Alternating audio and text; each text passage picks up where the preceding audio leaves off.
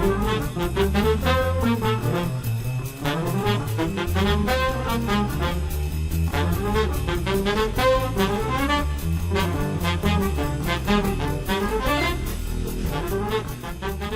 to Business Brains and the Bottom Line podcast. My name is Paul D'Allegro, your host, and my guest today is Bianca Ottone, the founder of My Italian Family. Welcome to the show, Bianca. Well, I'm so glad to be here.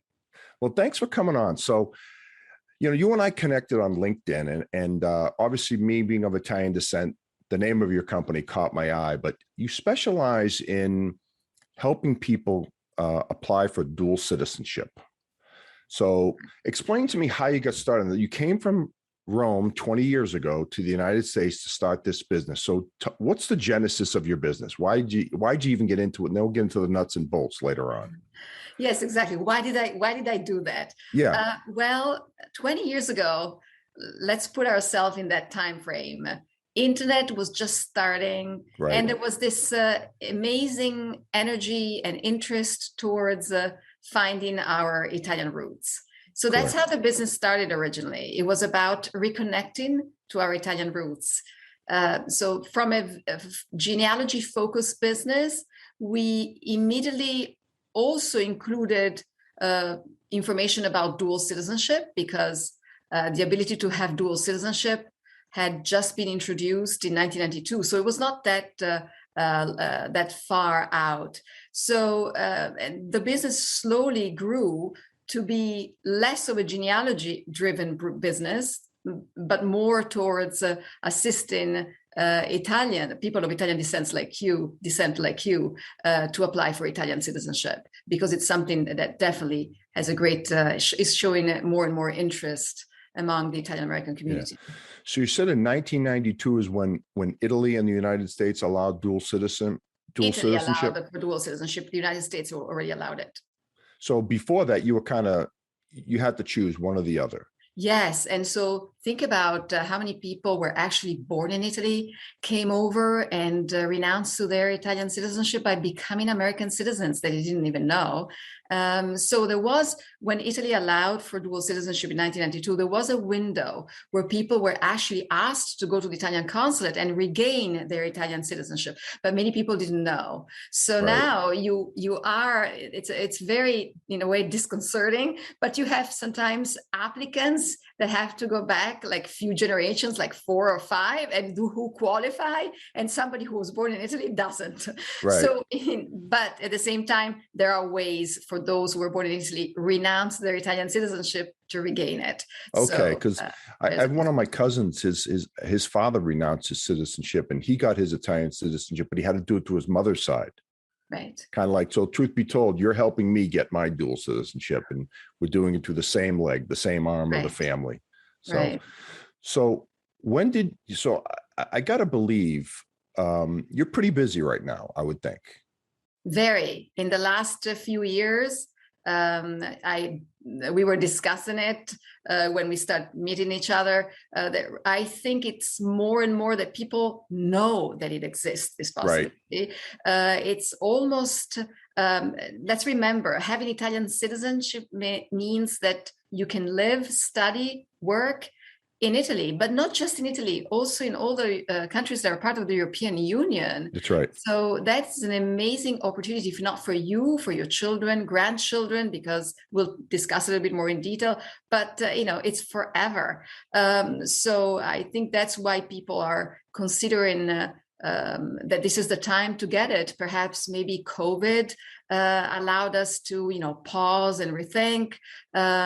Is just because now we have reasons to maybe retire in Italy, even invest in property. Who knows? Everyone has slightly different reasons, but definitely it's worth it. That was actually kind of my next question, is the reasons why someone would want to get dual citizenship. I know I have mine. My personal reasons are, when I retire, I want to go live over there, and I'm doing it for my daughter too, so she has more opportunities. So we're going to get her, my daughter Gabriella, we're going to get her citizenship too, so she can have options to possibly work in Italy. So that's my personal reason. But what would some of the other reasons be, do you think? Well, obviously the ability to live there. So for instance, as an American citizen, you can reside in Italy or in Europe for up to 90 days, right? The visa waiver. So, but like you said, I would like to spend more time. I'm retiring. So the idea of not having to deal with the applying for visas, there are not too many visas that even maybe you may be eligible for. Sure. So definitely that is the number one reason. Remember also, if you have minor children, they become Italian citizens automatically with a parent. I also something that I just mentioned. So people do it, if not for them, for their children, grandchildren, great grandchildren, because again, as long as once you become an Italian citizen, you continue to register with the Italian consulate all the relevant documents, marriages, birth of children, and it will continue to be done generation after generation. It's done. I mean, it's one-time process that can be inherited by all the future generations, and I think that is an amazing plus. You got me wondering one thing. One of the things we're thinking about is possibly purchasing some property in Italy. I'm assuming it's easier if you're a citizen of the country versus a non-citizen. How does that affect it? Well, being an Italian citizen, as an American buyer, the Italian citizenship is not required to purchase a property in Italy. So it's not that now, in order to buy a property, you have to become a citizen of Italy. No, not at all. It may be easier in terms of documentation, but it's certainly not a requirement. Okay, so that I want to make sure it's clear. But again, it is easier. Also, for instance, many people have. What about my wife? Right. So they are thinking about becoming Italian citizens. Will my wife be eligible? Yes, of course. After somebody becomes a citizen, the wife, as long as you were married for a certain number of years, which is 3, can apply. It's a little bit more not complex. It is in a sense, but different, because remember, you're applying for Italian citizenship because it's your birthright, right? Yes. Your wife may apply for Italian citizenship because for her it's just a request, and as such has slightly different qualification requirements, including learning Italian and pass a language test. Yeah, that's changed because my brother got his and his wife didn't speak any Italian, but I think in 2008 when he received his citizenship, there wasn't a language requirement. Now there is. Why do you think they changed that? Because it was changed in 2018, and because this requirement is for all countries. Basically, Italy was one of the few that didn't have this requirement for citizenship by marriage, and I don't believe they have it even for naturalization. So learning Italian was not required.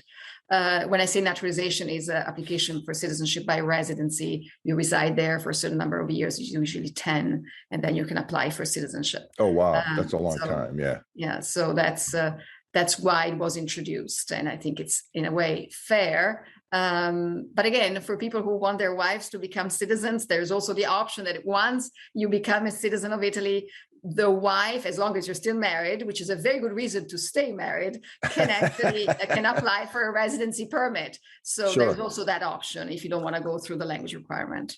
Yeah, my wife's claiming she's going to learn Italian, but I'm not holding my breath. Yeah, but we'll see how it goes. Come on, by the way, your wife is really kind because it's the language of your ancestors and you should be the one learning Italian. Yeah. But I think it's a beautiful language, especially if people are planning to retire there, to spend more time there.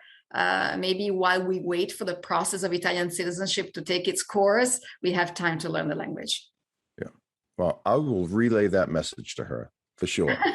So, okay, thank you. Bianca, so for the folks out there, I happen to know a little bit about it because you and I have had several conversations. We're starting to get the ball rolling in mine, so I understand it. So what is the process like? There's a lot of documents that are required. There's a lot like what terms like the apostille, and walk us through what type of documents are required from Italy, from the United States, and how the process itself. Because I think a lot of people feel a lot more comfortable with the process after you explain it to them.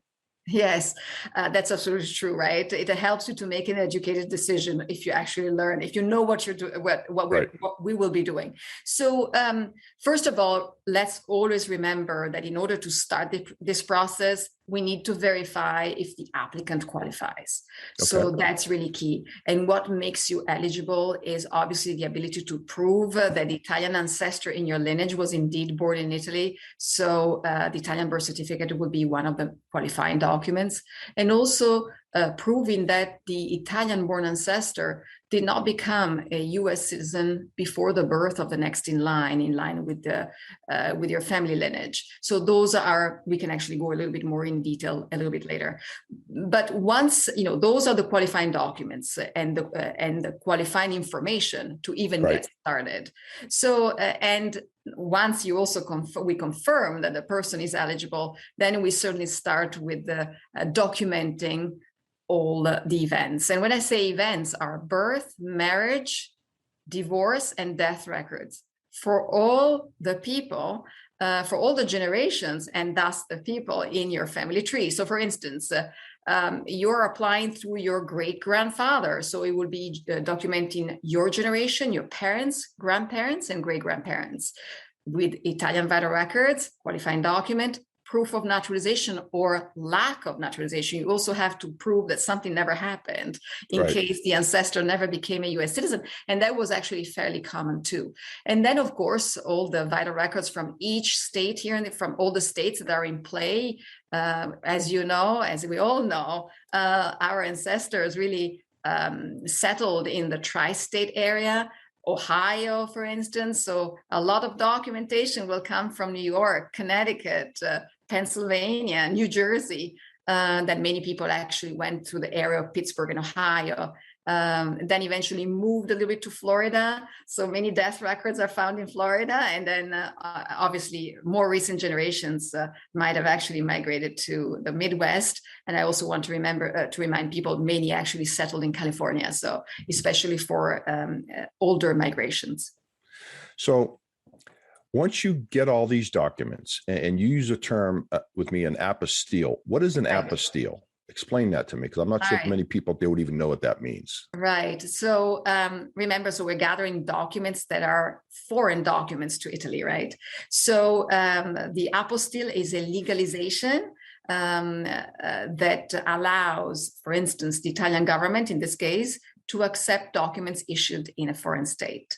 So there are many countries who have participated in this convention, and they agreed that this type of legalization would have allowed foreign states to actually accept as legal the documents issued, the vital records issued in a different state. Could be vital records or also other type of documents. And by the way, once you apostille, legalize a vital record, that record has no expiration date. Because sometimes people say, okay, but we'll talk about consulate delays, but maybe my appointment with the Italian consulate is 3 years from now. And what if my documents expire? Well, then, once we apostille these documents, like I said, there is no expiration date. So this is should actually satisfy the worries or fill out the worries. Sure. And you touched on something that, from what I understand now, the consulates are pretty busy right now, and getting appointments is, depending on what state you live in and what region of the country you live in, it will dictate how long it's going to take to get an appointment, correct? So explain how that works. You have all your documents, you put your package together. What's the next step after that? So once we have collected all the documents, we have reviewed them to make sure there are no discrepancies. Again, we'll discuss that as well. We have to make sure that there are no inconsistencies, that we have corrected all the discrepancies. We have legalized them with an apostille. We have translated them to Italian. Then we are ready really to present to the Italian consulate. However, in the recent years, the number of applicants has grown exponentially. And but the resources of Italian consulates have remained the same. So what does this mean? That there are fewer and fewer appointments available. Not only that, but the calendars for booking appointments are so far out. In certain situations, if you're lucky, it's 2 years out. In certain situations, they're like 4 years out. Oh, wow. But other consulates were slowly reopening because there has been also the issue of COVID Right. that really locked down everything, including the consulates. Some have even remained closed for the time being, just reopening only for emergency services. And according to them, citizenship applications for iure sanguinis are not exactly priority for them. They're just open for passport renewals or visa applications. So that creates obviously people not being able to find appointments, or if they find them are so far out.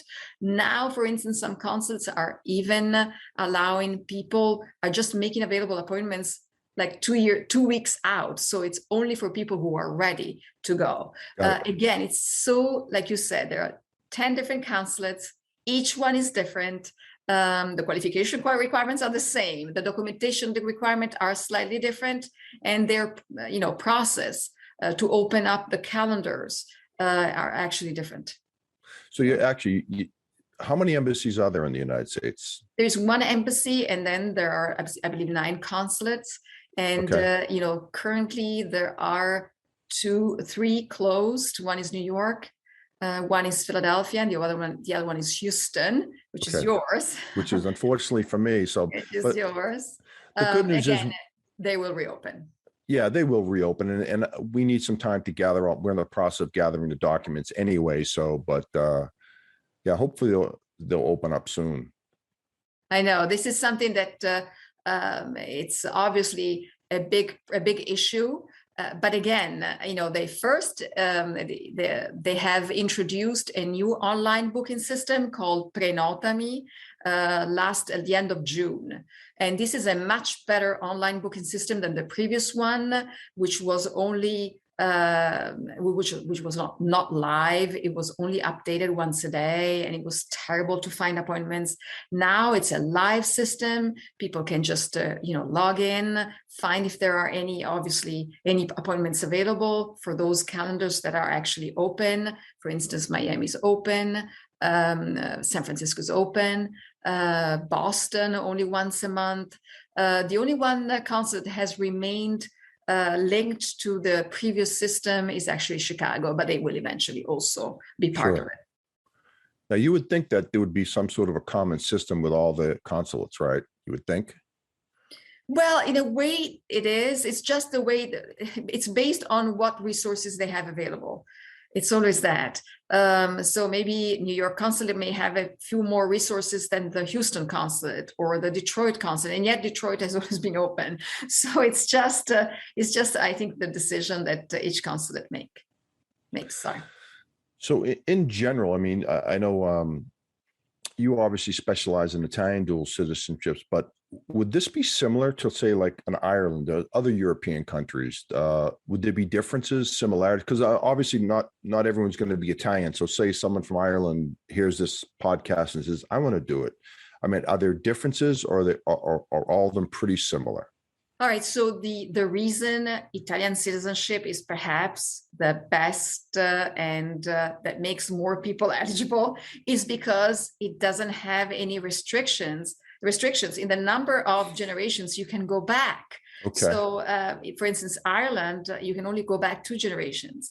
So that's why, in the end, there are many more applicants for Italian citizenship, because if you have a great grandfather, as long as he was born in Italy, but migrated to the US after 1861, is eligible, because there are sometimes people who actually have an ancestor who was born in the 1840s. So but remember, before 1861, Italy was not a unified country. Sure. It was actually divided and obviously also conquered by other countries too. So that's why the 1861 year is March 17, 1861 is the date that you have to prove that the ancestor had left after that date. Otherwise, so I'm in good shape. My grandfather was born, I think, in 1890, somewhere around there. So I think I'm good there. You're fine. That's fine. Good. Yeah. Well, I know my brother already has his, and his family has theirs. So I know, obviously, I should be in good shape. Just a matter of getting it done, right? Exactly. And your brother was a visionary. He was actually able to do it so many years ago now that he was almost able to walk in the consulate and present his document portfolio. He even, I believe what you told me was that he even walked in with his friend lawyer right to the My in cousin, today's actually. world. Yeah. My Cousin. cousin, the lawyer. Yes, the Yeah. cousin, exactly. And Yeah. instead, in today's day, absolutely, you have to be on your own. If you're even right now, it's such a unique situation where for some consulates you can go in person, but very few. Otherwise, you're asked to mail in your document portfolio. So because of the COVID situation still. Boy, I don't know. After all the effort to get all those documents with apostilles, I'd be a little nervous putting something in the mail. But if that's the rules, that's the rules, right? It is. Well, obviously there are ways to actually mail it out so that it doesn't really get lost. Sure. But yes, it's so much better to go in person. You can hand out the document each one by one, discuss it together. You can understand what the outcome of the interview is going to be. I mean, instead here you just have to wait. Yeah. So if someone, someone that wants to go for citizenship, I mean, so for instance, my brother and my cousin did it. They did it all on their own, right? Yes. You offer that service too, you offer the service of soup to nuts, start to finish, but you also offer an a la carte service. Explain that to me. Yes. So yes. What does that mean? We always actually to take on a project like this on your own is certainly it takes courage, and I obviously honor people who actually do it on their own. It's unbelievable because it's like, sometimes people say, well, I can collect these documents by myself, but it can. There are so many, 50 states here in the US. Each state has different requirements. Each state has different procedures to get you a document that is certified eventually to be able to apostille it. So it's, for instance, let's take an example, New York. And New York is divided into New York City and New York State. So New York City, there are several steps to get to a point where the document can be apostilled. Many people don't even know. Sometimes they get a document and they have to start all over again because it has not been exemplified, right, in order to be authenticated so that it can be apostilled. So there are 4 steps in there, and sometimes people don't know it. So New York State is a totally different ballgame. In that case, if you, for instance, have ancestors who were born in New York State and are now deceased, it gets complicated because you can only request these documents through a court order. So a judge has to order the Department of Health, the Division of Vital Records of New York State to actually release these documents. So it's complicated. In addition, there are, of course, states that maybe the procurement of documents is slightly easier and faster. But, obviously you have to know which format you have to ask. And then what we just discussed a few questions ago, it's also the idea that once you have collected all the documents, you have to know how to read them, list all the discrepancies, and try to find a solution on how to fix these discrepancies. So go back now to the soup to nuts, start to finish program versus the a la carte. So that's what I'm saying. So those who actually can get all these documents on their own, more power to them. We obviously try to help those who are do-it-yourselfers by offering additional services, such as, we can gather the Italian vital records for them. We make available several telephone consultations that can assist them to either get started so they know what they have to do, which documents they have to get, including, like you said, reviewing the portfolio once all the documents have been collected so that we can actually tell them exactly which documents should be amended versus others, which additional documents should be acquired. So it takes a lot of effort. Yeah, and I know they're real sticklers about everything has to match up, correct? I mean, yes. My brother, on his daughter, his name's Francis legally, but on his daughter's birth certificate, it said Frank. Yes. So he actually had to go to court and have that changed on his daughter's birth certificate back to Francis because they wouldn't accept it. So it's a lot of little things like that you got to watch out for, correct? Yes, and it's extreme. This is a very good example. Don't think for a minute because Francis is Frank is the nickname of Frank is acceptable. It's not. Right. So every difference in first and last names, dates of birth, those actually are examples that may actually say, okay, so the person has a different first name, has a different last name. The last name is spelled differently. Those are different people. And so how can you link yourself to somebody who changed the name? So it's, by the way, remember, names were never changed at Ellis Island. If they were, misspelled, it was later on when they started to record, for instance, the birth of their child, or they got married here in the US. So that's when the misspelling started to appear. And you will see that in many of the documents that you acquire, in many, you even have multiple spellings. So in one document, it's this way, in another document, it's another way, and in a third document, it's a different way altogether. So that's where the... So is that a misconception? Because I was always told that, hey, all the names were misspelled on Ellis Island because the people that worked at Ellis Island didn't speak any Italian, and there was a lot of miscommunications, a lot of spelling errors, things like that. Well, it's actually not true, simply because the manifests were really recorded at the port of departure. So that's why there could not be any misspellings. Ship manifests have always been fascinated me because they really weave a story.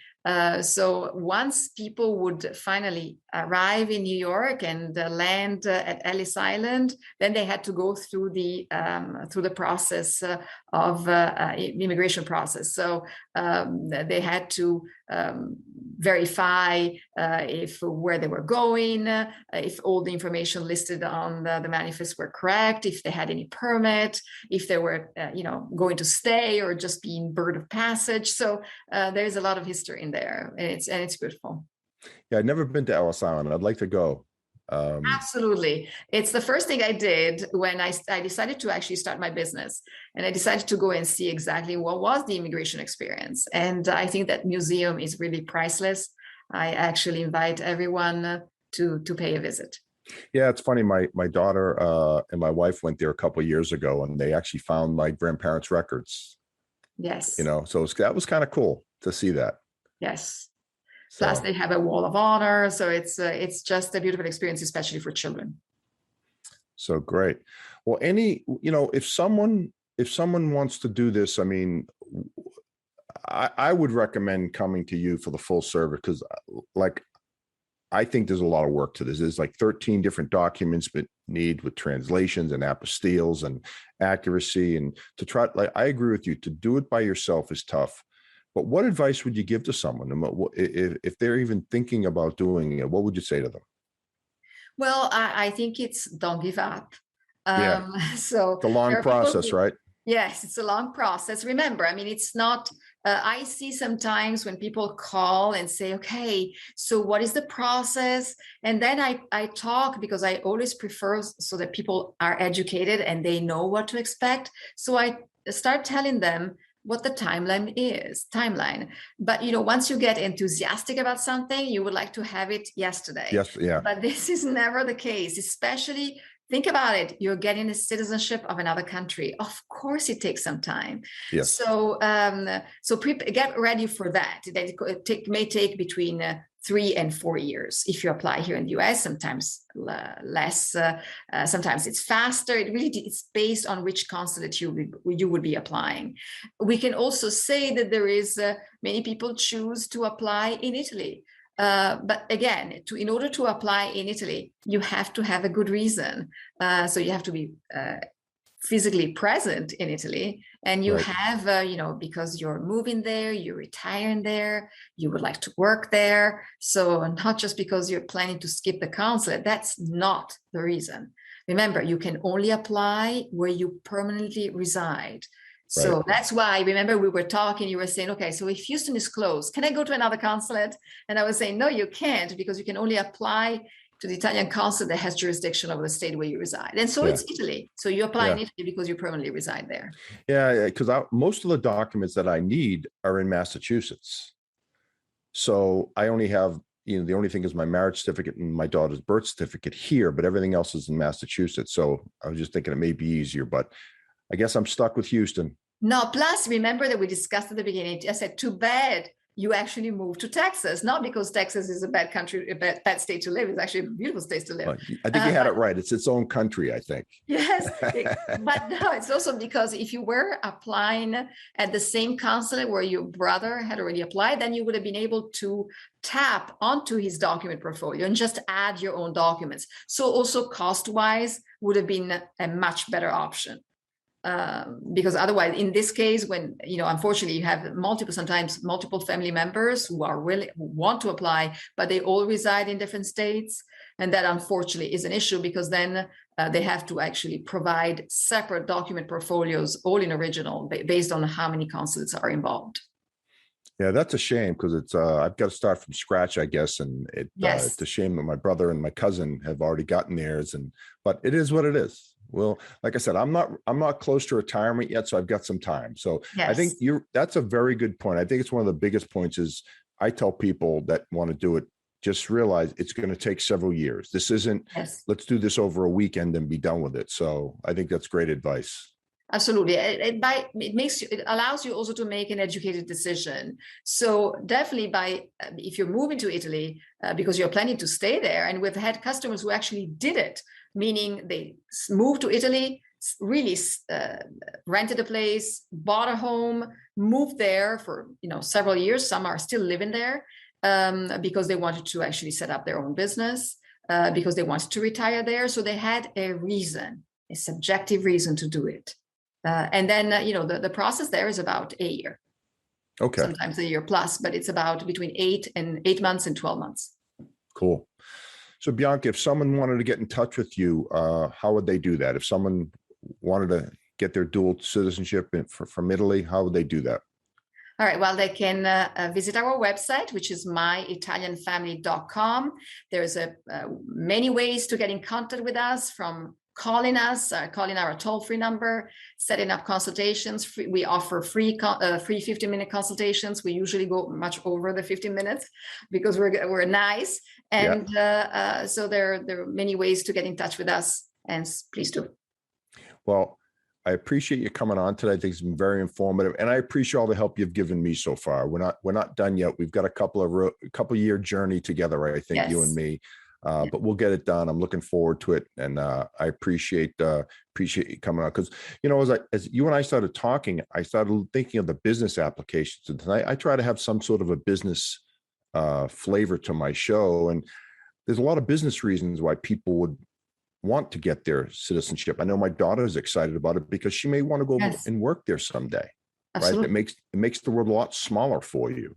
And I have a nephew that's living in Germany right now. He has his Italian citizenship, but being in the European Union. So again, a lot of great reasons why someone would want to do this. Exactly. Business reasons, also sports reasons. Yep. There are many athletes who would like to actually play in Europe. Basketball, yep. Baseball, lacrosse. So there's I've got one of those in the family too. My brother's son played pro basketball in Italy for I think 8 years, somewhere around there. So yeah, a lot of good reasons. Well, anything else you'd like to say before we sign off? Well, this is a process with lots of moving parts. Remember, the first thing, once you get excited, verify that you qualify. We went over the qualification requirements very quickly because they're so subjective.